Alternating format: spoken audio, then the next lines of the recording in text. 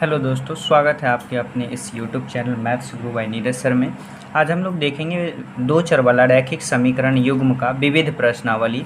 और विविध प्रश्नावली जो है 1 से 7 तक का क्वेश्चन जो है बता दिए हैं, तो इसका जो है प्लेलिस्ट आपको मिल जाएगा, तो वहाँ आप जा कर के देख सकते हैं। अब हम लोग देखते हैं 8 नंबर क्वेश्चन। कहता है 5 नारंगी और 3 सेब की कीमत 35 रुपया है। तो सबसे पहले जो है यहाँ हम मान लेते हैं। देखिए यहाँ मान लीजिए थोड़ा सा, ये 8 नंबर क्वेश्चन है। तो लिखते हैं माना कि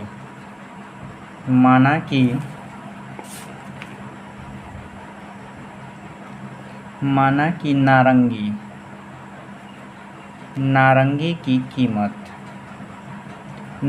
की कीमत को जो है हम x रुपया मान लेते हैं। क्या मान लेते हैं? x रुपया। जबकि इसमें एक और दे दिया है सेब, तो यहाँ मान लीजिए कि सेब की जो कीमत है, सेब की कीमत को y मान लीजिए। अब क्वेश्चन में कह दिया है कि 5 नारंगी और 3 सेब, तो 5 नारंगी तो 5x हो जाएगा और प्लस का 3 सेब तो 3y हो जाएगा। इस दोनों का रेट कितना है? तो 35 रुपया है। कितना है? 35 रुपया। इसके बाद फिर देखिए कह रहा है क्या कि 2 नारंगी और 4 सेब की कीमत 28 रुपया है। एक सेब की कीमत और एक नारंगी की कीमत वर्ज गुणन विधि से निकालें। तो हमें वर्ज गुणन विधि से निकालना है, तो इसे आप इक्वेशन फर्स्ट कह दीजिए।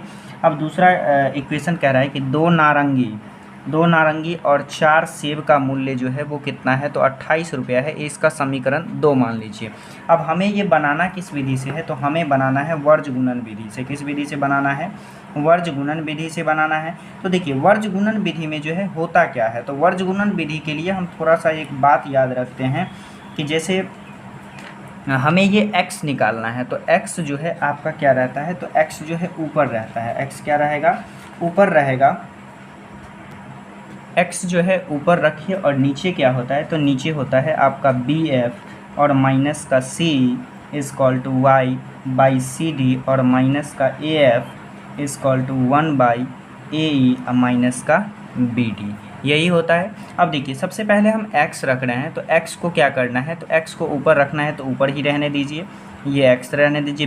b आपका 3 हो जाएगा और इनटू का f जो है इसे इस साइड ले आइए, तो इस साइड लाएंगे तो ये माइनस हो जाएगा और यहाँ क्या हो जाएगा? तो 0 हो जाएगा।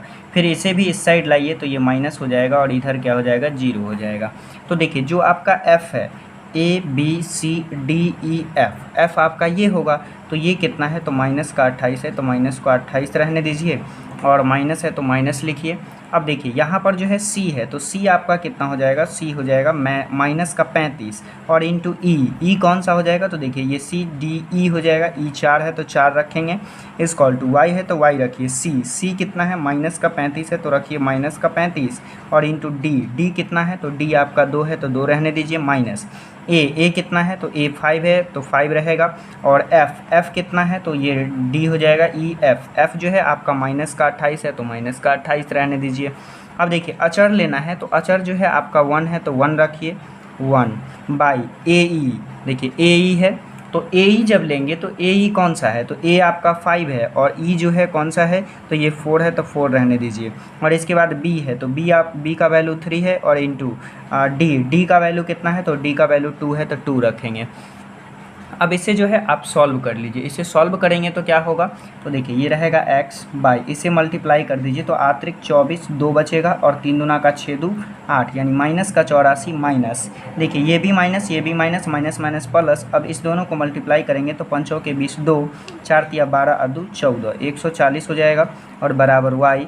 ये दोनों को मल्टीप्लाई करेंगे तो माइनस का क्या हो जाएगा? माइनस का 70 और ये माइनस हो जाएगा, इस माइनस माइनस क्या हो जाएगा? प्लस। इससे मल्टीप्लाई कीजिए तो 8 पंचे 40 4 बचेगा, 5 दूना 10 और 4 क्या हो जाएगा? तो 14 हो जाएगा और इजकॉल टू 1। और इसे कीजिए तो 5 4 जा 20 और माइनस का 3 दूना 6 हो जाएगा। अब इसे सॉल्व कर लीजिए, तो इसे सॉल्व करेंगे तो क्या हो जाएगा? x बाई ये 84 इसमें से माइनस हो जाएगा तो 10 में से 4 जाएगा, आपका 6 बचेगा। ये बचा कितना? 13 में से 8 को माइनस कीजिएगा तो 5 बचेगा, बराबर y हो जाएगा।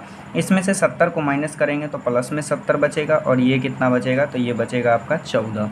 अब इसे जो है आप इक्वेशन फर्स्ट मान लीजिए और इसे जो है इक्वेशन सेकेंड मान लीजिए और इसे इक्वेशन थर्ड मान लीजिए। यहाँ तक कोई दिक्कत? अब देखिए अब क्या करना है? इक्वेशन फर्स्ट को थर्ड के बराबर करना है, तो यहाँ लिखिए इक्वेशन फर्स्ट तथा थर्ड से, यानी पहला और तीसरा को क्या करना है? बराबर करना है।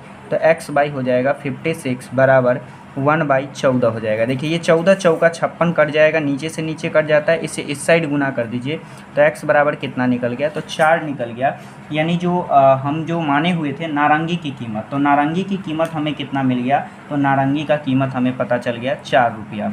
अब देखिए अब हमें निकालना है y का, तो समीकरण 2 को बराबर कीजिए, तो यहाँ लिखिए समीकरण 2 तथा 3 से।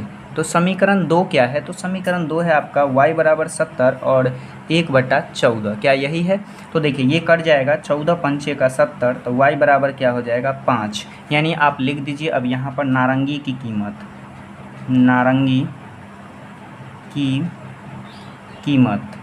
नारंगी की कीमत जो हो गई वो कितनी हो गई, तो 4 रुपया हो गई।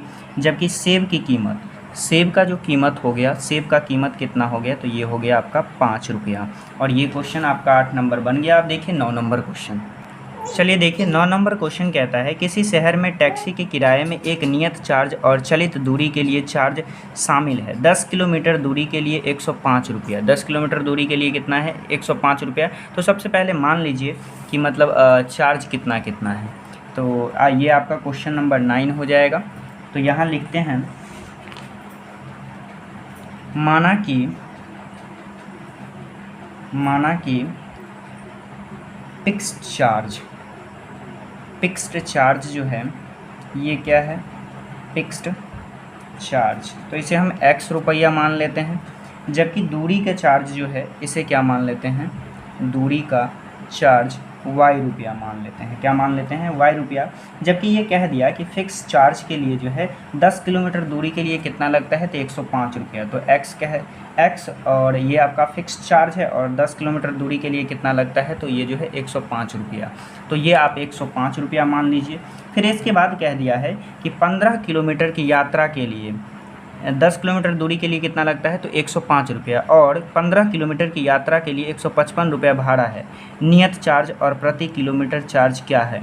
25 किलोमीटर दूरी की यात्रा के लिए किसी व्यक्ति को कितना भाड़ा देना होगा। तो सबसे पहले अब क्या कीजिए कि दूसरा इक्वेशन बनाइए। तो दूसरा इक्वेशन बनाएंगे तो हमें दे दिया है कितना किलोमीटर, तो 15 किलोमीटर। तो फिक्स चार्ज तो रहेगा और कितना किलोमीटर का ऐड हो जाएगा, तो 15 किलोमीटर का ऐड हो जाएगा। तो इसके लिए इसे देना पड़ता है 155 रुपया।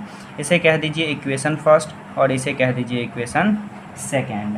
अब क्या कीजिए, तो देखिए दोनों को सॉल्व कीजिए। तो समीकरण 1 और 2 को घटा लेंगे तो ये दोनों कट जाएगा। तो यहाँ लिखिए समीकरण 1 माइनस 2 से। तो समीकरण 1 है x plus 10y equal to 105 और दूसरा है x प्लस 15y बराबर 155। क्या यही है।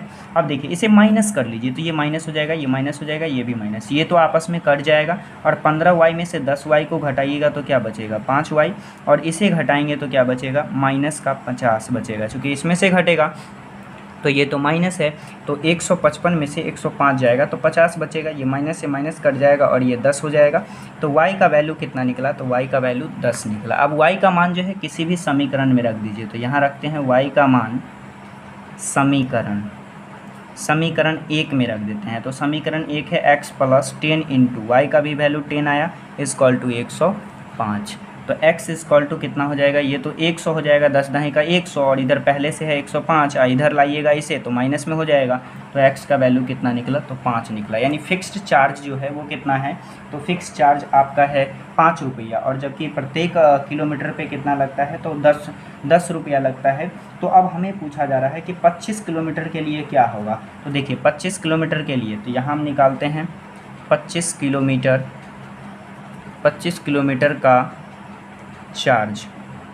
तो 25 किलोमीटर का जो चार्ज होगा वो होगा आपका x और प्लस का 25y। तो ये हो जाएगा x कितना है 5 है और 25, और ये कितना है, तो y का वैल्यू 10 है। तो ये कितना हो जाएगा, तो ये हो जाएगा आपका 25 दही का 250, और 5 जोड़ देंगे तो कितना हो जाएगा 255 हो जाएगा। यानी ये क्वेश्चन जो है आपका